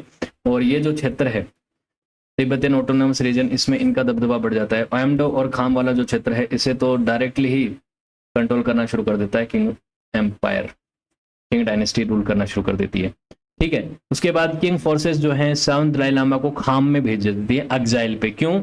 7वें दलाई लामा को तो किंग डायनेस्टी ने पहले प्रोटेक्शन दिया था, लेकिन क्योंकि किंग डायनेस्टी के समय पे जो 7वें दलाई लामा है उनके जो पिता हैं वो एंटी किंग फैक्शंस को सपोर्ट करते हैं, किंग डायनेस्टी की खिलाफत करते हैं। तो 7वें दलाई लामा को खाम भेज दिया जाता है, एग्जाइल पे कहा जाता है तुम्हारे पिता ही हमारे खिलाफ हैं तो हम तुम्हें क्यों प्रोटेक्शन दें, क्यों पावर दें। फिर अगले कुछ 7 सालों तक वो पढ़ाई करते हैं, खाम में ही बुद्धिज्म की स्कूलिंग की पढ़ाई करते हैं। और उसके बाद कुछ सालों बाद ल्हासा में वो वापस आते हैं 1735 में। क्यों आते हैं? क्योंकि उस समय उनको वापस बुलाया जाता है शुरुआती समय में, तो कि ठीक है अब आप ल्हासा आ सकते हैं, दलाई लामा हैं आप, तो आप पोर्ट ला हाउस में रुक सकते हैं, लेकिन आपके पास ज़्यादा पावर नहीं रहेगी, आपको स्ट्रिक्ट किंग कंट्रोल के अंडर रहना पड़ेगा। और पोलाना जो हैं वो उस समय सेंट्रल तिब्बत को रूल कर रहे थे और किंग डायनेस्टी उनको सुपरविजन कर रही थी। उस समय किंग डायनेस्टी ने 5वें पंचेम लामा को भी राइवल लीडर के तौर पे प्रमोट किया। अब आप जानते होंगे दलाई लामा के नीचे जो दूसरे लामा होते हैं, जो सबसे पावरफुल लामा होते हैं, वो होते हैं पंचेन लामा। तो पंचेन लामा भी यहाँ पे बनाए गए और अंबांस को, लगासा गरीसम को यहाँ पे फिर से बनाया गया। फिर पोलाना की जब डेथ हुई 1747 में, तो उसके बाद उसके जो बेटे थे वो इतने कोऑपरेटिव नहीं थे और इतने बेहतर नहीं थे शासन चलाने में, जिसकी वजह से जुंगार्स ने यहाँ पे किंग इन्फ्लुएंस को कम करने के लिए कुछ कॉन्स्पिरेसी रची। 1750 में अंबांस ने जब उनके प्लान्स को खोज लिया तो उसके बाद उसे असैसिनेट कर दिया गया, जुंगार्स को, उसके पोलाना के बेटे को। ये सब चीजें चल रही थी। Despite the Dalai Lama effort to calm the populace, basically यहाँ पे दलाई लामा कह रहे थे कि लड़ाइयाँ मत लड़ो। बेसिकली यहाँ पे फिर से एक ऐसी स्थिति हो गई थी कि पॉलिटिकली पावर को कौन हथियाएगा, लेकिन यहाँ पे तिब्बतियन मॉब जो था उनने अंबांस को और जो बाकी एस्कॉर्ट थे उनको मार दिया। बेसिकली चाइना के इन्फ्लुएंस को खत्म करने की यहाँ पे कोशिश चल रही थी, लेकिन चाइना उस समय काफी ताकतवर था, किंग डायनेस्टी काफी ताकतवर थी और उसका नतीजा हुआ कि किंग डायनेस्टी ने अपनी सेना भेजी रिस्टोर करने के लिए ऑर्डर को, और लॉ एंड ऑर्डर को रिस्टोर करने के लिए। यासोरेमसा का असैसिनेशन जो हुआ था उसको भी, उसके बाद जो रिस्टोर करना था ऑर्डर, उसको इसलिए भेजा गया था। लेकिन सिचुएशन को स्टेबलाइज करने के लिए 7 दलाई लामा ने काफ़ी मदद करी थी और उन्होंने ये भी कह दिया था किंग डायनेस्टी को कि मैं तुम्हारे प्रति वफादार रहूंगा, मुझे यहाँ से तुम दूसरी जगह भेजो उसकी कोई ज़रूरत नहीं है। जैसे पहले एग्जाइल पे खाम में भेज दिया था, अब कहीं और भेजें उससे अच्छा है। उन्होंने कहा कि मैं तुम्हारे प्रति वफादार रहूंगा। ठीक है, तो फिर किंग डायनेस्टी ने तिब्बतियन गवर्नमेंट को दलाई लामा के प्रेसिडेंसी में उनके अंडर तिब्बत फिर से बनाया गया, उनको टेम्पोरल पावर दी गई और ये अरेंजमेंट जो है वो 1912 तक चला है। 1912 तक जब तक किंग डायनेस्टी का खात्मा नहीं हो गया तब तक ऐसे ही चला है कि दलाई लामा के पास मेन पावर थी और उसको सुपरविजन कौन कर रहा था, किंग डायनेस्टी कर रही थी और उसका एम्परर कर रहा था उस समय। उसके बाद अंबांस और जो उनके गैरिसन्स थे उनको रीइंस्टेट किया गया सुपरविजन में कि भाई तुम यहाँ पे ध्यान रखोगे, कल को कोई भी मंगोलियंस का प्रभाव बढ़े या दलाई लामा हमारा विरोध कर दे या कुछ भी कर दे तो तुम्हें इन चीज़ों को संभालना है। जुंगार थ्रेड को इस समय पूरी तरह से एलिमिनेट कर दिया गया था। कुछ तो किंग डायनेस्टी ने यहाँ पे कैंपेन किए थे। जुंगार वाला जो क्षेत्र मैंने आपको दिखाया था, वहाँ पे बहुत से लोगों को मारा गया था। साथ ही वहाँ स्मॉल फॉक्स भी आ गई थी, तो बहुत सी जनता वहाँ पे स्मॉल फॉक्स की वजह से भी मारी गई थी। तो जुंगार जो एक थ्रेड थी मंगोलियंस की, वो अब समाप्त हो चुकी थी। 7वें दलाई लामा की 1757 में मृत्यु हो गई और यहाँ पे फिर 8वें दलाई लामा की रिस्टोरेशन की बात होगी। इन 7वें दलाई लामा ने कुछ रिफॉर्म्स भी किए थे तिब्बतियन गवर्नमेंट में, जो 1751 में, जो कि अगले 200 सालों तक चली है। साथ ही इन्होंने नॉर्बिलान बुलिंगा जो घर है दलाई लामा का, समर प्लेस जो है, वो भी उन्होंने बनवाया था उस समय पे। ठीक है, हालांकि इनके रिकंस्ट्रक्शंस इन पैलेसेस के आगे आने वाले दलाई लामा ने इसमें भी करवाए हैं, लेकिन शुरुआत में इन्होंने इसका फॉर्मेशन या नींव रखवाई थी। 8वें दलाई लामा शॉर्ट में पढ़ेंगे। 1758 में इनका जन्म होता है सांग रीजन में, और उसके बाद जब बच्चे थे तभी इनमें कुछ साइन देखे गए कि ये होली बीइंग है, तो इनको 8वें दलाई लामा के तौर पे जाम्पेल गैत्सो के नाम से इंस्टॉल किया गया। इनको पोटला हाउस में 1762 में बिठाया गया और छठे दलाई लामा, पंचेम लामा जो थे, पंचेम लामा छठे थे उस समय और दलाई लामा 8वें थे, तो इन्होंने इनको यहाँ पे इंस्टॉल किया और 74 साल की उम्र में 1804 में उनकी मृत्यु हो गई थी। उसके बाद 9वें दलाई लामा आते हैं। 9वें दलाई लामा जो 8वें दलाई लामा के 1807 में इनकारनेशन माने जाते हैं, उनको 1810 में थ्रोन पे बिठाया जाता है। एक चीज़ आप देखेंगे कि बहुत ही छोटी उम्र में दलाई लामा को पद पे बिठा दिया जाता है।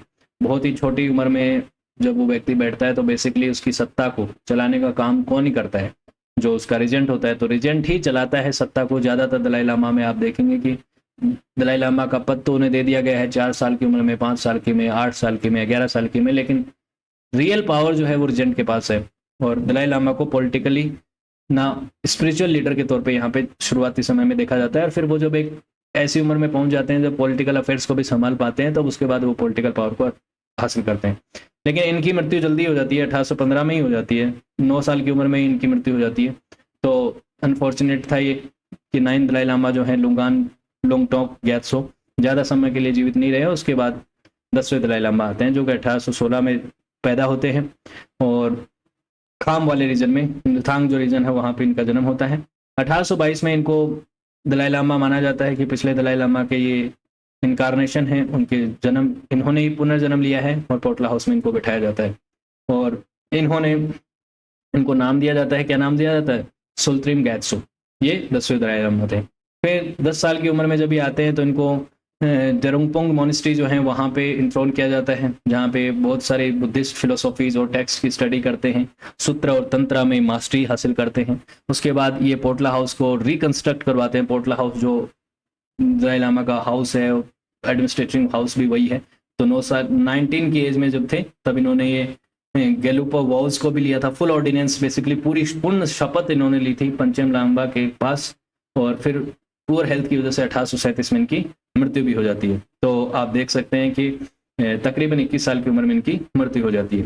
फिर 11th जो दलाई लामा है, खेद्रुप गैत्सो, उनका 1838 में जन्म होता है गतर खाम वाले क्षेत्र में, और 1841 में इनको नया दलाई लामा घोषित किया जाता है पंचम लामा के द्वारा, और इनको नया नाम भी दिया जाता है खेद्रुप गैत्सो। और ठीक है, तेंजिंग नीपी द्वारा, जो ये ध्यान रखिएगा इनका। फिर 1842 में पोर्टला हाउस में भी इनको 11 साल की उम्र में इंथ्रोन किया जाता है। उसके बाद यंग एज में होते हुए भी इन्होंने अपने तिब्बतियन स्पिरिचुअल और पॉलिटिकल लीडरशिप को संभाला, और तिब्बतियन लोगों ने जब इनको जिन जिन चीज़ों के लिए बोला, जिन जिन चीज़ों के लिए गाइडेंस के लिए बोला, वो सब इन्होंने किया। और लेकिन उसके बाद 1856 में कम ही एज में इनकी भी मृत्यु हो गई थी। तो ये 11 साल में, 1842 में 11 साल के थे, और उसमें 11 और आगे देखिए इसमें 14 साल और जोड़ लीजिए तो कम ही, मतलब 30 साल की उम्र के आसपास इनकी, 30 से पहले इनकी मृत्यु हो गई थी। 12वें दलाई लामा जो थे टिनयन ग्यात्सो, 1856 में उनका जन्म होता है। लाहसा के पास ही एक जगह थी लहोका, वहाँ पे 1858 में यंग बॉय दलाई लामा के तौर पे लाहसा में लेके आए जाते हैं 2 साल की उम्र में। और उनके बाद इनके जो रिजेंट हैं वो इनको तोपोन ग्यात्सो का नाम देते हैं, थिरिलिंग ग्यात्सो के नाम में देते हैं। 5 साल की उम्र में ये अपनी जो नोविस वोव्स हैं वो लेते हैं, मॉन्कहुड लेते हैं, और गेनेन थ्रोन पे ये बैठते हैं, जो पोर्टला हाउस है वहाँ पे इनको इंथ्रोन किया जाता है। 1873 में 18 साल की उम्र में ये सारी रिस्पॉन्सिबिलिटीज़ को लेते हैं, स्पिरिचुअल और पॉलिटिकल लीडरशिप की। 1875 में 20 की एज में ही पोर्टला हाउस में इनकी मृत्यु हो जाती है। 12वें दलाई लामा हो गए। अब 13वें और 14वें दलाई लामा इंपॉर्टेंट है, इनके बारे में देखते हैं। तुपुन ग्यात्सो, टुप्टेन ग्यात्सो जो कि 13 दलाई लामा है, इनका 1876 में जन्म होता है। एक पिजन कपल्स के यहाँ पे जन्म होता है सेंट्रल तिब्बत में। ये 12वें दलाई लामा के इनकारनेशन माना जाता है 1877 में। उसके बाद 1879 में इनको इंथ्रोन किया जाता है, और फुल मॉन्क ऑर्डिनेंस ये 1895 में लेते हैं। इनके समय पे तिब्बत जो है आगे चल के आप जानते हैं कि कई सारे इन्वेजन का भी सामना करता है। जब ब्रिटिश इंडिया ऑब्वियसली ये वाला हिस्सा ब्रिटेन के का हिस्सा हुआ करता था, इंडिया उस समय, इंडिया पाकिस्तान पूरा इंडियन सब कॉन्टिनेंट ही, तो ये भी अटैक करते हैं। इधर से रशिया का भी ये रहता है कि हम तिब्बत को कंट्रोल करें, ब्रिटेन का भी होता है, किंग डायनेस्टी तो ऑब्वियसली होती है। लेकिन किंग डायनेस्टी को ब्रिटेन ने लड़ाइयों में हराया था, पहले ओपियम वॉर्स में हराया था 19वीं शताब्दी में। तो किंग डायनेस्टी ब्रिटेन से ज़्यादा पंगा ले नहीं सकती थी। तो ब्रिटेन ने अटैक किया, चाइना ने अटैक किया 1910-11 में। और उसके बाद आप देख सकते हैं कि 1911-12 में जब चाइना किंग डायनेस्टी के प्रभाव से चला गया, बेसिकली कोलैप्स कर गई किंग डायनेस्टी, तो उसके बाद चाइना का प्रभाव भी कम हो गया, और 13 दलाई लामा ने डिफैक्टो तिब्बत को रूल किया है। इन्होंने तिब्बत को मॉडर्नाइज किया, तिब्बत में करेंसी, पहली करेंसी जो है उसको इंट्रोड्यूस किया, पोस्ट ऑफिस बनवाए, स्टूडेंट्स को स्टडी करने के लिए अबॉर्ड भेजा, तिब्बत की इंडिपेंडेंस के लिए इन्होंने मुहिम चलाई, उसकी मिलिट्री को वो करने के लिए, मजबूत करने के लिए कुछ रिफॉर्म प्रोग्राम चलाए, लेकिन वो इतने सक्सेसफुल रहे नहीं हालांकि। लेकिन इन्होंने काफ़ी कोशिश करी कि तिब्बत को एक इंडिपेंडेंट कंट्री के तौर पर रिकॉग्निशन मिले। उस समय देखिए किंग डायनेस्टी जो थी उसका फॉल हुआ था। इसका फॉल कब हुआ? 1912 में, एक रिवॉल्यूशन के तहत। यहाँ रिपब्लिक ऑफ चाइना बन गया, रिपब्लिक ऑफ चाइना बन गया, इधर तिब्बत था, तिब्बत अलग था। रिपब्लिक ऑफ चाइना, उसमें अलग ही कॉन्फ्लिक्ट चल रहे थे, एक कम्युनिस्ट वर्सेस नेशनलिस्ट के बीच में कंट्रोल को लेकर चल रहे थे। वॉरलॉर्ड्स भी जो है वो अलग अलग क्षेत्रों को कंट्रोल करना चाहते थे। जापान जो है चाइना के ऊपर अटैक कर रहा था कंटिन्यूसली। तो उस समय तिब्बत जो है वो अपनी आज़ादी को एंजॉय कर रहा था, तिब्बत अपनी आज़ादी को एंजॉय कर रहा था, और तकरीबन 36 वर्षों तक ये आज़ादी चली। उसके बाद पीपल्स रिपब्लिक ऑफ चाइना जब 1949 में बन गया, और यहाँ पे ये पूरा जो रेड कलर में दिख रहा है ये रिपब्लिक ऑफ चाइना बन चुका था। और यहाँ पे इन्होंने क्या किया था, माओ जेडोंग नाम का एक कम्युनिस्ट लीडर जो था, उसने क्या किया कि कम्युनिस्ट लोगों को जीत हासिल दिलाई, इनके खिलाफ, रिपब्लिक लोगों के खिलाफ। रिपब्लिक सिर्फ ताइवान तक सीमित रह गए। और उसके बाद चाइना ने ये क्लेम किया कि किंग डायनेस्टी के समय जितना बड़ा चाइना था वो सारा क्षेत्र हम जीतेंगे वापस से और चाइना का पार्ट बनाएंगे, पीआरसी का पार्ट बनाएंगे। उसमें से एक पार्ट तिब्बत भी था, किसी समय पे उनकी ट्रिब्यूटरी रहा था किंग डायनेस्टी की, तो तिब्बत के ऊपर भी 1950 में उन्होंने अटैक कर दिया। ये चीज़ें चल रही थी, तो वो तो 1950 की बात आ गई। लेकिन ये तो 1933 तक थे, 13 दलाई लामा, तो 1933 तक इन्होंने रूल किया। उसके बाद इन्होंने इंग्लिश स्कूल वगैरह भी बनवाई 1923 में। 1933 में 58 साल की एज में इनकी मृत्यु हो गई। चाइना को तिब्बत को पूरी तरह से मॉडर्नाइज नहीं कर पाए, लेकिन इन्होंने कई सारे प्रयास किए, कई सारे इंस्टीट्यूशंस, हेडक्वार्टर्स और बहुत सारे प्रयास किए। तो 13 Dalai Lama was very important for the history of Tibet. फिर 14th दलाई लामा आते हैं, 6 जुलाई 1935 को इनका जन्म होता है। फिर उसके बाद इनको रिकॉग्नाइज कर लिया जाता है, रिमोट तिब्बतियन विलेज में इनका जन्म होता है और इनको पिछले दलाई लामा का जो है री इनकारनेशन मान लिया जाता है 1940 में। फिर ये इंथ्रोनमेंट होता है इनका, बैठते हैं राजगद्दी पे बेसिकली पॉलिटिकल और स्पिरिचुअल लीडरशिप पे 17 नवंबर 1950 को। बैटल ऑफ कामडो उसी समय होता है। बैटल ऑफ चामडो जो बेसिकली चाइना ने अटैक कर दिया था, इधर कम्युनिस्ट चाइना ने इस साइड तिब्बत के ऊपर अटैक कर दिया था और चाइना को अब ये था, उनकी मंशा बन चुकी थी कि तिब्बत को हथियाना है और तिब्बत को हथियाने के लिए उन्होंने अपने प्रयास करे। अब उस समय दलाई लामा भी इतने स्ट्रॉन्ग नहीं थे, सिर्फ बच्चे थे उस समय, तो आप समझ सकते हैं 1935 में इनका जन्म हुआ, 1950 में सिर्फ 15 साल के थे। उस समय इनको मजबूर किया गया अंडर स्ट्रेस, इनको 17 पॉइंट एग्रीमेंट्स पे इनको साइन करवाए गए और चाइना ने तिब्बत को कैसे हथियाया, कैसे कब्जा किया, इसके ऊपर मैं सेपरेटली वीडियो बना चुका हूं, तो वो वीडियो आप देखेंगे तो आपको पूरी कहानी पता चलेगी। लेकिन बेसिकली एक 17 पॉइंट एग्रीमेंट था जिसमें इन्होंने तिब्बत को चाइना का पार्ट बना लिया। उसमें ये डाल दी, एक बेसिकली एक पॉइंट डाल दिया और उसमें कह दिया कि चाइना जो है वो तिब्बत पे क्लेम करता है और तिब्बत जो है वो चाइना का पार्ट है। दलाई लामा को उसके अधिकार दिए जाएंगे, वो उसको ऑटोनॉमी दी जाएगी, हम आपके रिलीजियस और पॉलिटिकल इंटरनल मैटर्स में किसी तरीके की दखल अंदाजी नहीं करेंगे, लेकिन आप अल्टीमेटली चाइना का पार्ट रहोगे। तो दलाई लामा ने उस ट्रीटी को रेटिफाई कर दिया। लेकिन बाद में बेसिकली ऐसी चीज़ें हुई कि माओ जेडोंग और चाइना की जो कम्युनिस्ट पार्टी है वो कंटिन्यूसली चीनीकरण करना चाह रही थी तिब्बत का। तिब्बत के कल्चर को डिस्ट्रॉय करके मोनेस्ट्रीज को डिस्ट्रॉय किया गया, चाइना का कल्चरल रिवॉल्यूशन हुआ और फेमाइन आया जिसकी वजह से तिब्बत की स्थिति खराब हो गई। और तिब्बत को यहाँ पे तिब्बत में कुछ रिवोल्ट हुए, कुछ अपराइजिंग्स हुई और उन अपराइजिंग्स के पहले 1954-55 में दलाई लामा जो हैं वो माओ जेडोंग से मिलने भी जाते हैं। उनका ये रहता है माओ जेडोंग के साथ कि थोड़ा तिब्बत की तरफ ध्यान दिया जाए, तिब्बत को अभी अब डेवलपमेंट होगा, इस तरीके की चीज़ें होती हैं। माओ जेडोंग के साथ उनकी जो बातचीत होती है उससे उनको लगता है कि वो होपफुल हो जाते हैं कि तिब्बत में भी अच्छा कुछ होगा, लेकिन तिब्बत में अच्छा कुछ होता नहीं है, जिसकी वजह से 1959 में एक बड़ी अपराइजिंग होती है। उस अपराइजिंग को, जिसे लहासा अपराइजिंग कहा जाता है, उसे ब्रूटली सप्रेस कर दिया जाता है चाइनीज कम्युनिस्ट पार्टी के द्वारा, उनकी चाइनीज ट्रूप्स के द्वारा, और लाखों की संख्या में, हजारों की संख्या में तिब्बतियन लोगों को मार दिया जाता है। और उस समय दलाई लामा, जो जिन्हें हिज होलीनेस दलाई लामा कहा जाता है, वो शरण के लिए भारत में आते हैं और तब से वो भारत में रह रहे हैं, धर्मशाला में। उस समय दलाई लामा यहाँ से लहासा से चोरी छिपे भारत में आते हैं। हालांकि दलाई लामा को कैप्चर करने की पूरी प्लानिंग बना चुका था चाइना और मार भी देता अगर वो वहाँ पे रुक जाते तो, लेकिन वो वहाँ पे रुके नहीं, भारत में आए। भारत सरकार ने उनको शरण दी, धर्मशाला में उनको रुकने की फैसिलिटीज़ दी और वहाँ से एग्जाइल गवर्नमेंट वो चलाते हैं। उसके बाद उन्होंने यूनाइटेड नेशंस और दुनिया भर के कई मंचों पर ये प्रयास किया है कि उन्हें न्याय मिले और चाइना के इलीगल ऑक्यूपेशन से उनको मुक्ति मिले तिब्बतियन लोगों को, लेकिन अभी तक ऐसा हुआ नहीं। यूनाइटेड नेशन जनरल असेंबली ने कुछ लेजिस्लेशंस पास किए 1959 में, 61 में और 65 में, लेकिन इन सभी में बेसिकली यही था कि चाइना जो है तिब्बत के लोगों को प्रोसिक्यूट ना करे, उनके ऊपर हिंसा ना करे, वायलेंस ना करे। लेकिन अभी तक दुनिया भर के जो देश हैं वो कोई भी प्रॉपरली तिब्बत को एक अलग कंट्री के तौर पर नहीं देखता। तिब्बत को चाइना का ही पार्ट माना जाता है, बस उनके ह्यूमन राइट्स की बात जरूर की जाती है। तो तिब्बत जो है वो अब क्या है, चाइना का पार्ट है। अब फ्यूचर ऑफ दलाई लामा क्या है कि ये तो 14वें दलाई लामा है, 15वें दलाई लामा कौन होंगे, कहाँ से होंगे, या होंगे अभी नहीं होंगे। तो 1969 से जो 14वें दलाई लामा है, उन्होंने फ्यूचर दलाई लामा के ऊपर बातचीत करने के लिए कहा कि भाई देखिए, हम सोचेंगे तिब्बतियन लोग, मंगोलियंस और जो हिमालयन रीजन के जो लोग हैं, उन सभी को मिल के ये फैसला लेना है, मैं अकेला ये फैसला नहीं ले सकता। और 24 सितंबर 2011 को उन्होंने एक बात भी कही थी कि अगला दलाई लामा कोई होगा या नहीं होगा, इसके ऊपर उन्होंने गाइडलाइन जारी करी थी और कहा था कि इस बारे में मैं बात करूंगा जब मैं 90 साल का हो जाऊंगा, और अभी वो लगभग 90 साल के हो गए हैं।